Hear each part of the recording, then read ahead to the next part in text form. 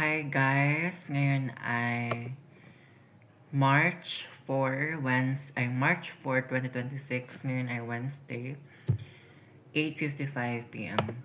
And may return demonstration ako bukas na Vital Science.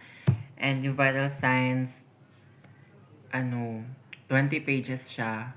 Tapos kabisado ko pa lang is 2 pages. So like, 1 p.m. pa daw yung Ratdam namin. Pero may 10 a.m. class ako. MMW, may quiz kami. Tapos yung MMW, hindi ko maintindihan. Kasi TTFFF. Ganyan siya. So, hindi ko na alam ano ba mangyayari sa akin sa MMW. Like, I don't know. Parang I feel so tired. Nakakapagod talaga literal pag before midterms. Kasi midterms sa next week. Tapos, ewan ko. Alam mo, temperature ha?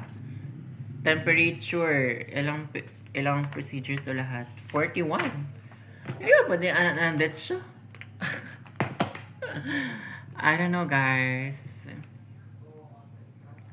I feel so overwhelmed kaya parang hindi ko alam, hindi ko ma-explain. Parang overwhelmed ako na tinatamad na ewan ko na.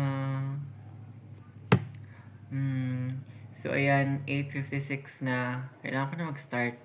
Siguro mga 3 a.m. ako matutulog. Yeah, 3 a.m. So, good luck sa akin bukas kasi si College of Nursing Dean, yung CI namin dito. So, sige. Sige, ma'am. I will prove myself to you.